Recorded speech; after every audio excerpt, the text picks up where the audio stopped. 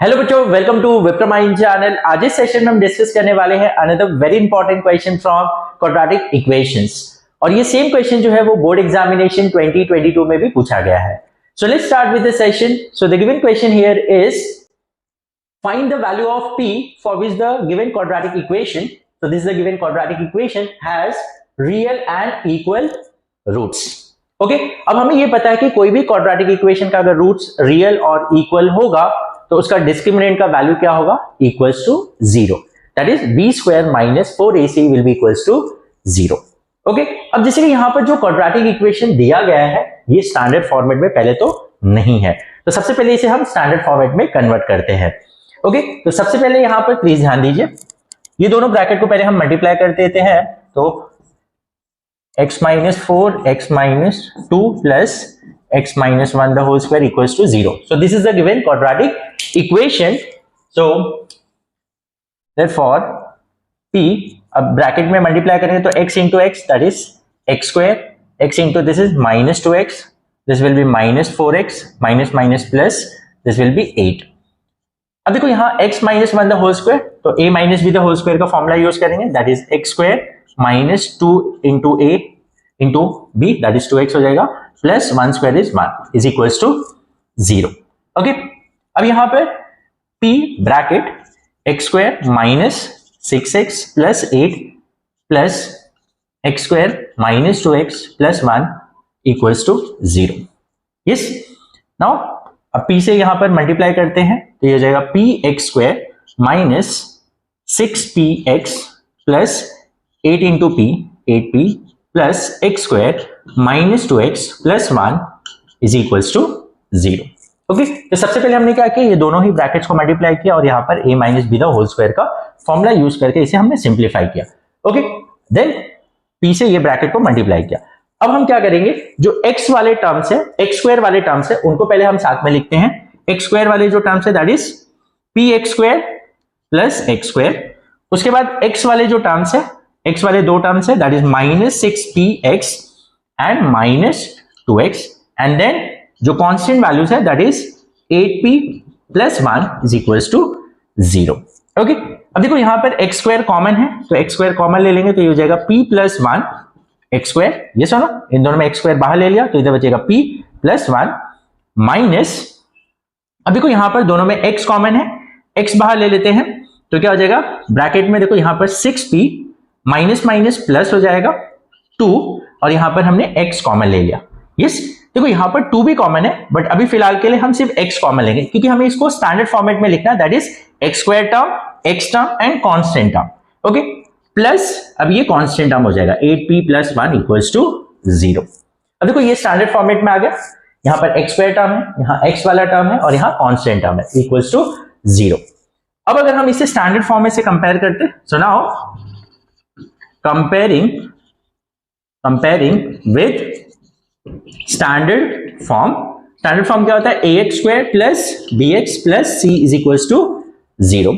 तो अब इससे कंपेयर करेंगे तो what is the value of a, तो a क्या होता है, x स्क्वायर का कोएफिशिएंट, तो यहां पर क्या हो जाएगा, a इज इक्वल्स टू क्या हो जाएगा, p plus 1। Yes, and b जो है x का कोएफिशिएंट होता है, तो यहां x का कोएफिशिएंट क्या है, minus bracket 6p plus 2, yes that is b, ये x का coefficient, and c is the constant value यहां पर, तो c क्या है यहां पर 8p plus 1। Yes, so now as we know that कि हमें p का वैल्यू ऐसा फाइंड आउट करना है ताकि इसके रूट्स क्या हो जाए, real and equal. So therefore for real and equal roots we know that discriminant that is b square minus 4ac should be equals to 0।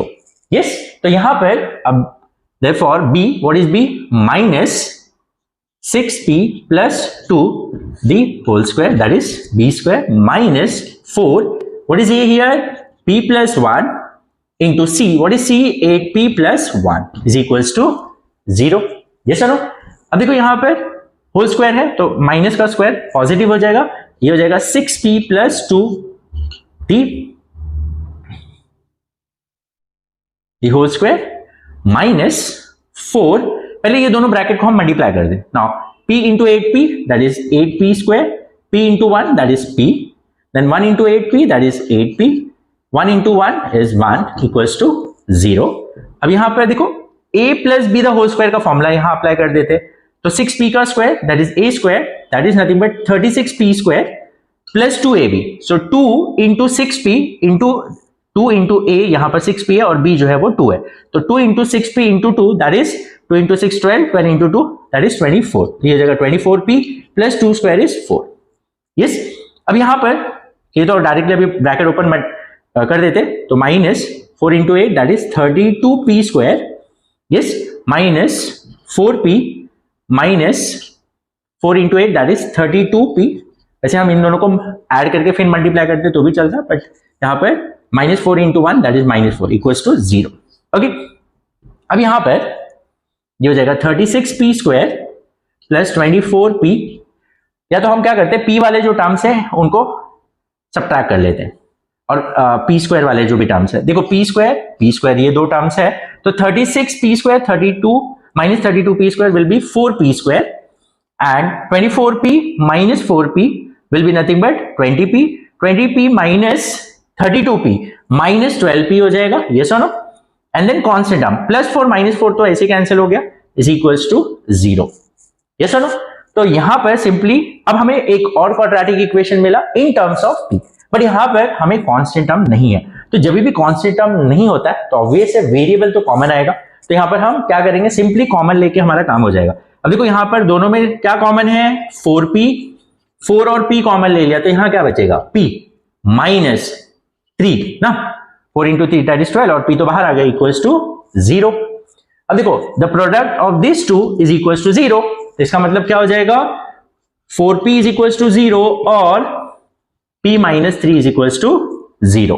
Yes, तो ये कितना आ जाएगा, p is equals to 0 divide by 4 is nothing but 0 और p is equals to 3.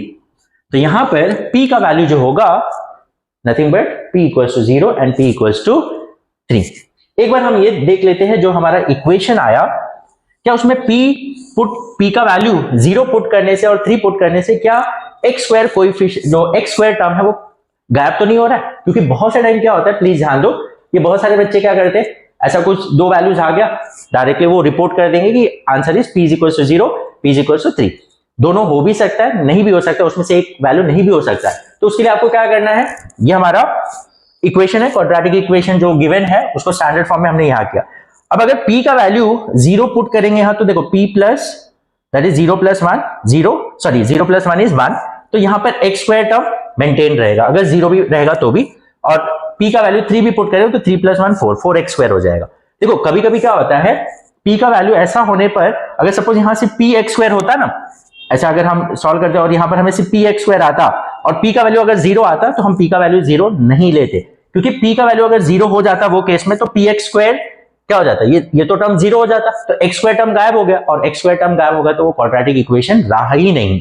Is it clear, क्योंकि x square term होने से ही तो वो क्वाड्रेटिक इक्वेशन है जिसका डिग्री 2 हो रहा है. इज इट क्लियर, तो वो केस में हम p का वैल्यू 0 नहीं लेते, बट यहां पर ये दोनों में p इक्वल्स टू 0 और p equals to 3 as a ये जो इक्वेशन बन रहा है इसमें 0 पुट करेंगे तो भी वो एक क्वाड्रेटिक इक्वेशन रहेगा, 3 पुट करेंगे तो भी वो एक क्वाड्रेटिक इक्वेशन बना रहेगा.